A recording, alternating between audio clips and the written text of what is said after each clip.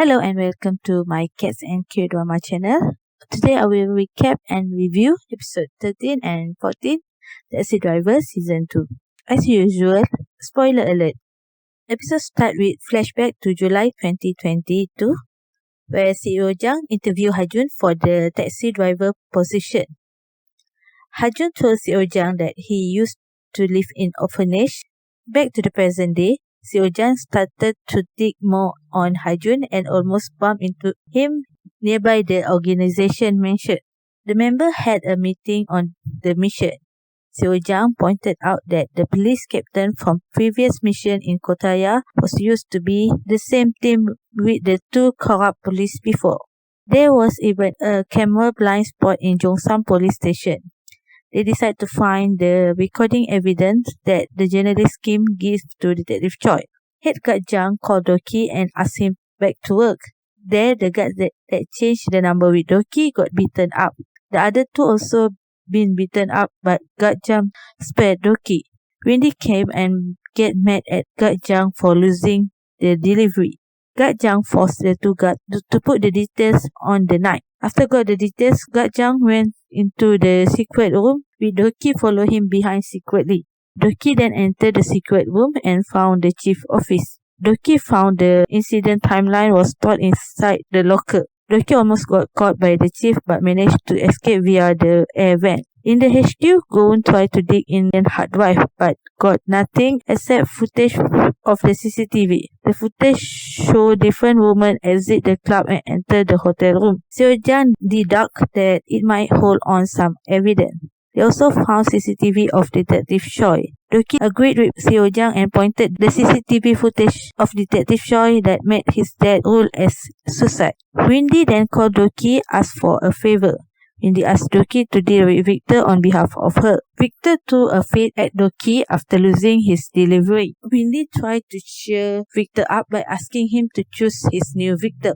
Victor asked Doki to make the delivery. Doki then saw the two guards brought out unconscious woman. One guard whispered to the woman and the woman woke up to the CCTV camera. Then she started to fall down. The guard went to a hotel with the woman. Again, one of the guards whispered to the woman and the woman walked into the hotel until she reached her room. Doki called Victor to confirm the delivery. Victor even texted to his chat room guys with absurd message. Doki gave an excuse so that he could go to the room that held the woman. Before Victor could done his deed, Doki arrived and beat him up. With the help of Rainbow team members, Doki saved the woman and brought Victor out of the hotel. Seo Jang, on the other hand, tried to find Hajun background by tracking the orphanage that he lived before. Doki continued to beat Victor up in the scrap car factory. Doki continued to beat Victor even though Victor kept on giving Doki some excuses of his behavior. Hajun had a meeting with Madam Yang. At the moment, Hajun got a call from Hyunju asking him to help him to get promoted. He then requested Madam Yang outrageous number of something. Goon checked on Victor's phone and found out that Victor was one of the directors and realized that they might have targeted victim every night. All the members was pissed off and Doki decided to do a new approach. Wendy got a phone call and went to approach the said girl. While treating the girls, Wendy put a drug on the glass. Wendy then got a call from supposed to be Victor and that Victor asked for a high pass. One of the guards called guard Jang out. On his way out, he bumped into many elderly. It turned out that the Rainbow team bought the high pass for the elderly. While the elderly filled the club, the other customer left. The chief was mad and forced to close the club. Both Wendy and guard Jang got scolded by the chief. Goon realized that the video did for evidence that the victim did conscious, despite that the victim claimed to be passed out. Madam Yang mad at Hajun since her drug was seized by the police. It turned out it was a muse so that Hyunju could pretend that he got the drug trafficking case solved. Hajun then asked Madam Yang to trust him. Doki went to the club and needed to clean what it seemed to be a crime scene. The two police was present to supervise the clean up. Doki told Goon that these absurd things keep happening in the big city like Seoul is because of the corrupt police. The chief met Doki and persuaded him to drink an alcohol. It turned out that the drink was spiked with drug. Doki started to lose consciousness while the chief showed him CCTV footage in front of the police station where Doki and journalist Kim was stalked. Kim then taken out by guard Jang. Gon freaked out and told the duo engineer. Head Jang whispered to Doki to walk and he complied. Gon called Doki up but no response from him, yet Doki kept on walking. Head guard Jang brought unconscious Doki with him while the trio followed behind. Worried, Kyung-gu drove recklessly to get to the guard van, but ended up getting passed by them. Gon requested to drop off first, while Head Jang called Doki up and asked him to cross the busy road. On his dream, Doki woke up in empty black room, while in reality, Doki stand in the middle of busy road. Gon managed to save Doki before he got hit. Headjang got mad and tried to hit both Gon and Doki, but stopped by Kyung-gu. Headjang left the scene. In Doki's dream, he found a door. He entered the door and found himself with the Rainbow team member. Doki finally woke up in the hospital with Gon slept beside him. Doki told Gon he only have a few after image and not completely remember anything. The duo engineer also got admitted to the hospital. Gon mentioned that Doki looked like the woman that been drugged. Doki started to remember his last memory, which is he found the recorder pen. Hajun and the member meet with their bishop in the airport. They went into Jangsan Penitentiary, where the bishop gave his sermon. Doki then remembered while talking with the chief, he found the recording pen. He managed to snatch the pen while semi-conscious. Doki then gave the recorder to Youngmin. They listened to the recorder. The flashback starts with Detective Choi entering the club. He saw his team leader, whom drunk and even took money from the club chief. His leader then exchanged Detective Choi's shift with the other detective. Detective Choi followed them and saw them enter the storage for confiscated items. Later that night, the two corrupt officers brought drugs to the Black Sun. Detective Choi, frustrated with what he saw, and called Youngmin. Detective Choi took his gun and charged toward the room with the two corrupt police. Detective Choi being overpowered by the guys in the club and left his pen recorder there. Detective Choi told that there is a guy that will bring them down. The chief then fed him the same alcohol to Mr. Choi, and that's why Detective Choi ended up losing his mind and drove his car. Doki pointed that Detective Choi seems to have left a clue to Youngmin. Next, the bishop met his member and congratulated Hyunju for his promotion. The bishop then told them that they will receive a guest and asked Hyunju to help Hajun. Youngmin then realized that Detective Choi had a locker in the gym under Youngmin's name. Inside the locker, Detective Choi left a letter and also a sealed document for Youngmin. Youngmin then told Doki if Detective Choi already predicted his own demise, but Doki believed that Detective Choi knew that Youngmin wouldn't give up to seek the truth. He passed the document to Doki. It turned out that the supposedly disposed drugs were used the flame retardants instead of diesel at the incineration plant by the other guys that worked there. That's how they were selling the drug that's supposed to be disposed. They actually sold the GHB drug that made people behave like a dementia patient if took with alcohol. And they also became wired to perform simple commands. Seo Jang then pointed to the member that Black Sun was used for money laundering, for drug user, and for corrupt police to pocket some money.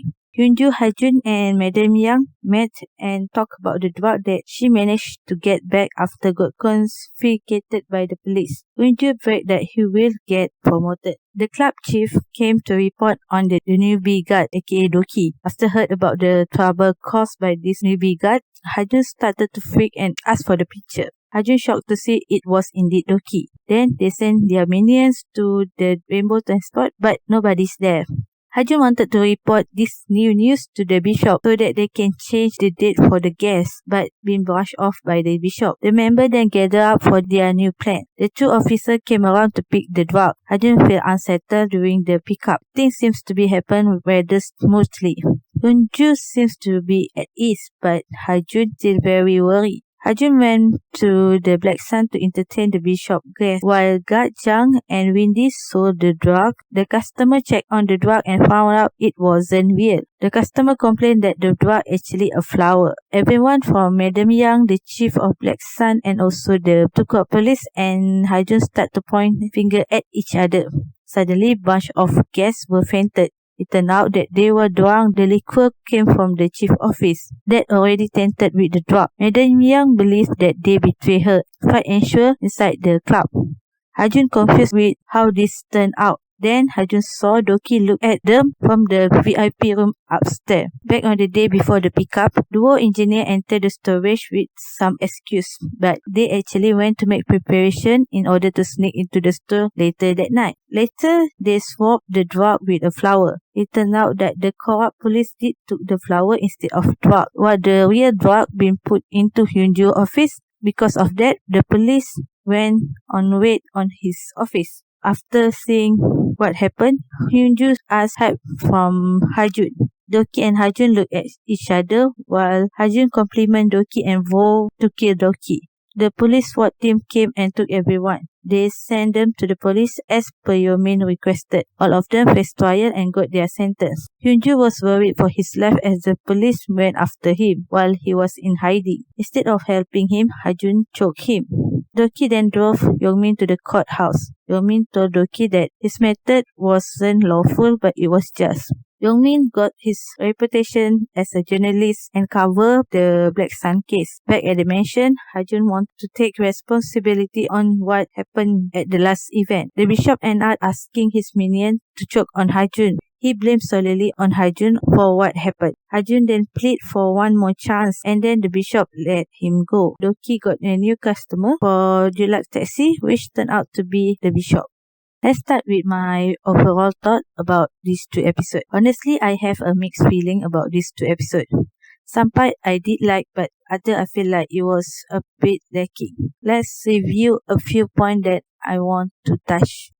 All the villains except Hajun and Hyunjoo got their deserving sentence. But I still don't feel good as real life Victor, Madam Young and others got scot free. Even the Burning Sun case, which the reference for Black Sun case was being buried and forgotten. The mission came out as weak to me because no action scene or manipulative tactic from Doki. I mean, being badass and manipulative is Kim Doki's best trait. I wish Doki did manipulate either Madam Young or Windy to betray the Black Sun staff. For episode 13, we got this case.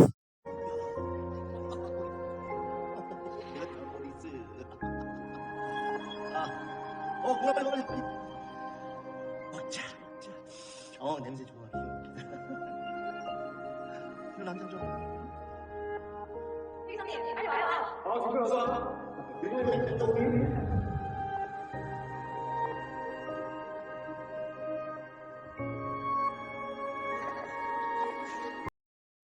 The dream to me interpreted as Doki start to open up to all the Rainbow team members. Why? Because we knew that Doki usually very reserved. He barely showed his real emotion.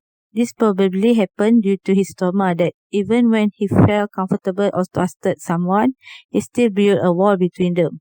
Why? Because last time, the precious person to him, aka his mother, got murdered.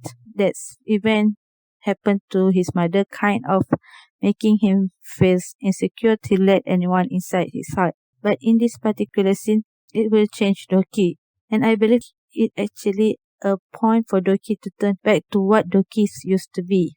And I also love the fact that Doki eyes brimming with tears while watching all of them. It actually shows how important each of them to Doki to overcome his long-lasting trauma.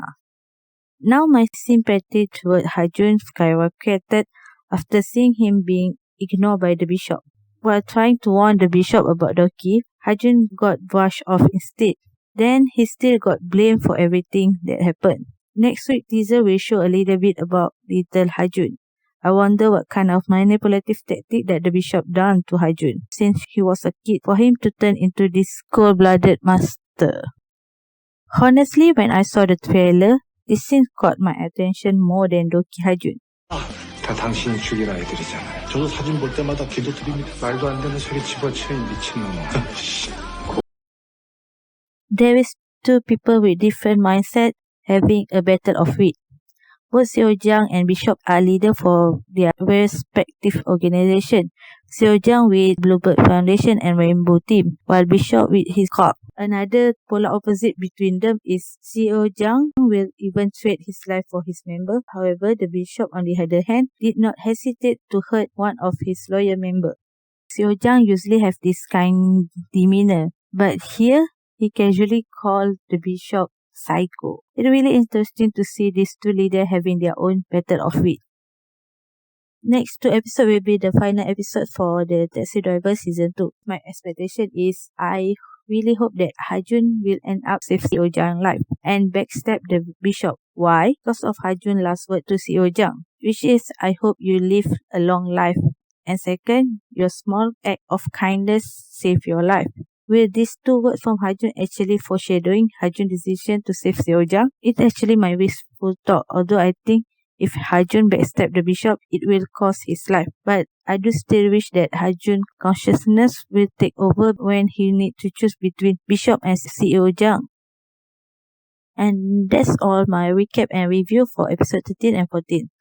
I feel really excited and sad to watch the last two episodes because we knew it will end. Till then, please like, subscribe and comment below. See you in the next video. Bye.